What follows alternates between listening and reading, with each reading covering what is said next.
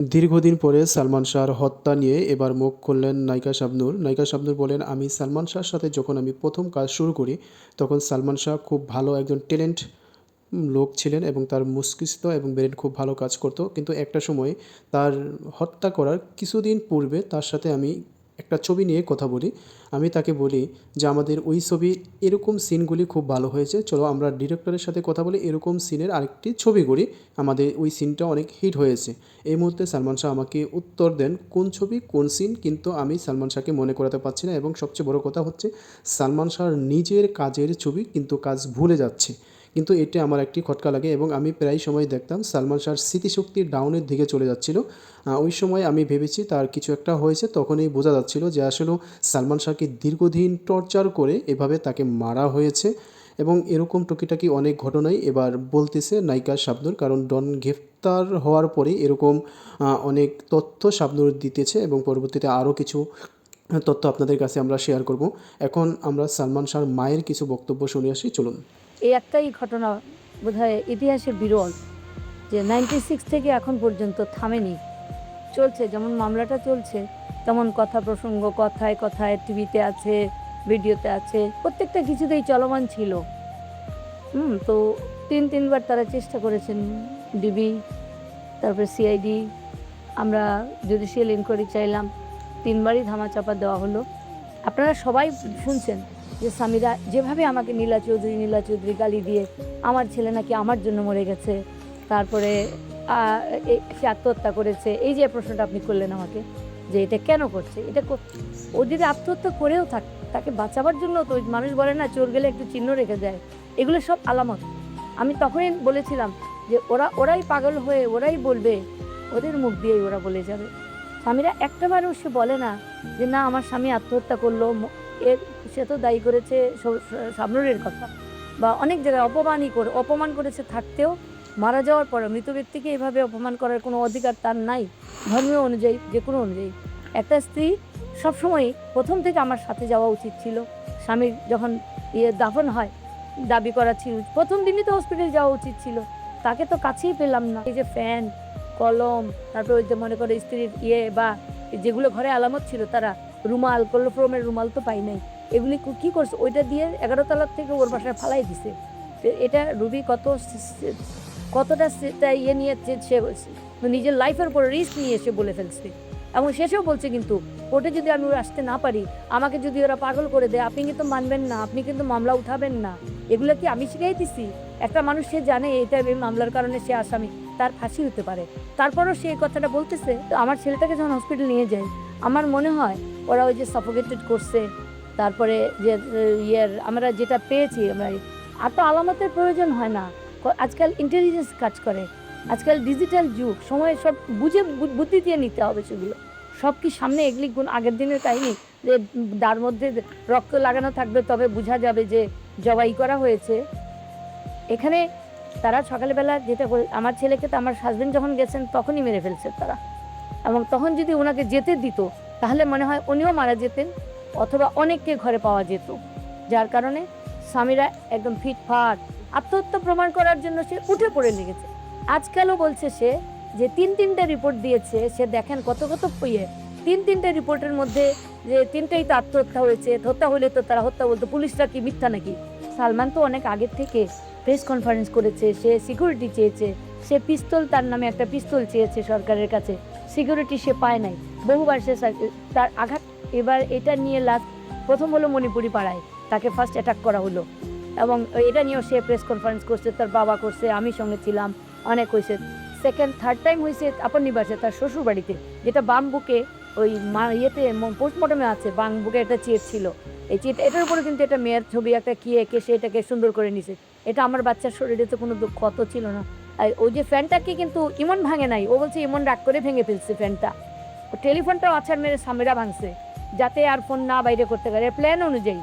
তারপরে মনে করেন যে ফ্যানটা, এটা রিজভি বলছে আজিজ মত ভাই বাড়ি দিয়ে রাগ করে ভাঙছে, ভেঙে ওই তারটা, একদম ইলেকট্রিক তার আছে না আমাদের, যে মাঝখানে বিট থাকে টেলিফোনের তার, ওই বিটের দাগ ছিল ওর গলায়।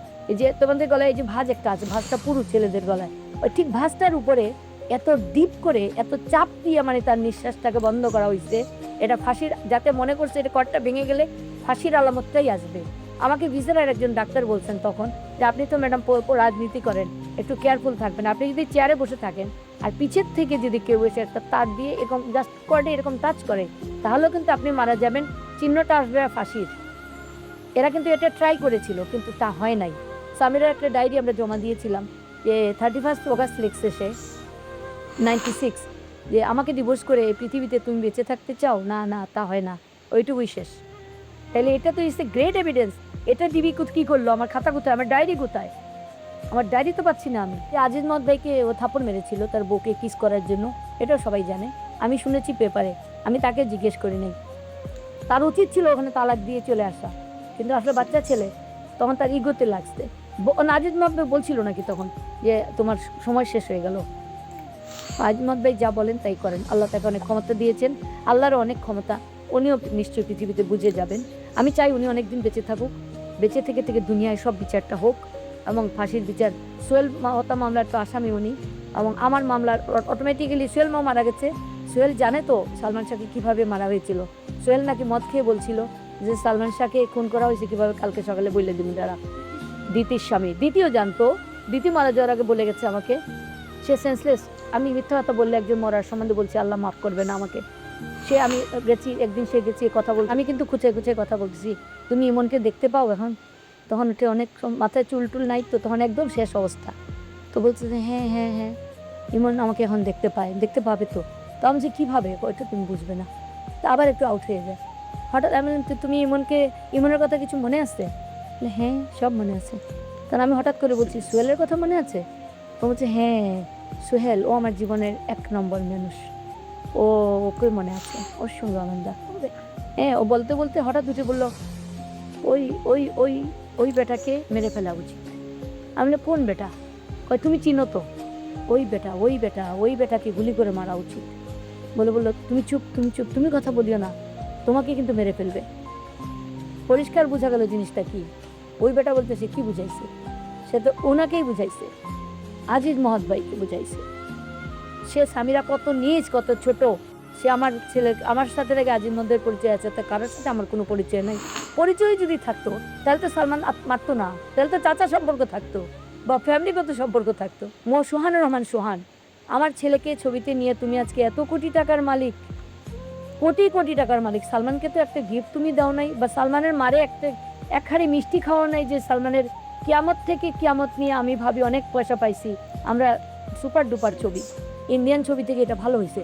1 প্যাকেট মিষ্টি কি আমার বাড়ি পাঠানো গেল না? সেটা পরের কথা। যখন ছবিটা হয়, সোহান তাকে তো অনেক হাতে পায়ে ধরে নিল। আমার ছেলে কিন্তু কোনো স্টুডিওতে যায় নাই, কোনো হাতে পায়ে ধরে না, আমার ছেলেকে চেয়ে নেওয়া হয়েছে আমির খানের বিকল্প হিসাবে। আমার ছেলেকে তো আমি ইন্ডিয়াতে পড়তে পাঠিয়ে দিয়েছিলাম, তখন যাওয়ার কথা ছিল যখন তারা ছবিতে নেয়। সে সে ইয়েতে চলে যাবে কলকাতায়, একদম আমি জেল থেকে বের হয়েছি 2 তারিখ 4 তারিখ সে ছবিতে সই করে গুলজার আর সোহান এসে এগুলো করে। তারা অনেক কষ্টে আমাদের কাছ থেকে নেয়। এই পরশুদিনও আমার ছোটো বোন ফিটের মতো হয়ে গেছে, ওটা দেখে কাঁদতেছে। চিটাং থেকে আমার ফোন করে বলছে, একটা ইউটিউব দেখে মনটা খুব খারাপ হয়ে গেল, দেখো সোহান কি বলে। 3টার সময় নাকি ফোন করছে, নাকি সন্ধ্যার সময়। সে বলছে যে এখানে টেলিফোন করছে বাসায়, বলে প্রথম বলতেছে উনি তো রাজনীতি করেন আর বাইরে টাইরে থাকেন, সেই জন্য সার্ভেন্ট ফোনটা ধরছে। সার্ভেন্ট বলছে সালমান ঘরে নাই, তো কখন ফিরবে জিজ্ঞেস করাতে বলছে। রাতে 2টা 3টায় ফিরে, কোনোদিন ফিরেও না। আমার বাচ্চার বয়স তখন 21 বছর। সে কিন্তু স্কুলে কলেজে পড়ে, কলেজে মাত্র যাচ্ছে, গাড়ি দিয়ে যেত, গাড়ি দিয়ে ফেরত আসতো, তার সঙ্গে কেউ না কেউ থাকতো, তাকে তো একা কোনোদিন দেওয়া হয় নাই। আর 6টার পরে এই মন্তব্য, এটা তো অত্যন্ত অশ্লীল অশালীন মন্তব্য। আমি এর প্রতিবাদ জানাচ্ছি। আমার মান সম্মান, সালমান শাহর মানহানির মামলা করা যায়, মানহানির মামলা করব আমি। দ্বিতীয়বার যদি আমি কথাটা শুনি, আমি মানহানির মামলা। সোহান অবশ্যই না, সোহান ড্যাম মিথ্যা কথা বলতেছে, ড্যাম লাই। এবং সেই সময় সোহান কি করেছে, যেমন প্রথম নায়িকা গেলে কিন্তু ডাইরেক্টররা প্রডিউসাররা পাগল হয়ে যায়, এটা সারা দুনিয়া জোড়া সবখানে। মৌসুমীকে নিয়ে সে এত পাগল, এটা তাদের ধারাবাহিকতা, এটা কোনো অন্যায় না। কিন্তু নায়কও তো মানুষের বাচ্চা ছিল। আমার ছেলে অনেক দিন পরে শেষের দিকে একদিন কেঁদে ফেলছে, বলছে আম্মা তুমি আমাকে খানা বানাই দিও। আমি কেন? বলে মৌসুমী ভাই, এই সোহান ভাই কোথায় চলে যায়, মৌসুমীকে নিয়ে দিয়ে ব্যস্ত থাকে, আমার খাওয়ার কোনো ঠিক থাকে না, থাকে না। ও তো কিয়ামত থেকে কিয়ামত, যখন কিয়ামত থেকে কিয়ামত রিলিজ হয়ে গেল, তখন কিন্তু সোহান রহমান সোহান হাতে নিলেন সালমান শাহকে। এখানে সুহান কি আর অ্যাক্টিং শিখাইছে? হয়তো স্ক্রিপ্ট বলে দিছে, সিকোয়েন্স বলে দিছে, এর বেশি কি ও কি পাস কর কি ডিগ্রি আছে তার অ্যাক্টিংয়ের উপরে? যে একজন সে ডিরেক্টর, আমি তাকে প্রশ্ন করছি উনি কিসের ডিরেক্টর? উনি 22 বছরে সালমান শাহ নয়, আর একটা সালমান শাহ বের করা তার পক্ষে সম্ভব না।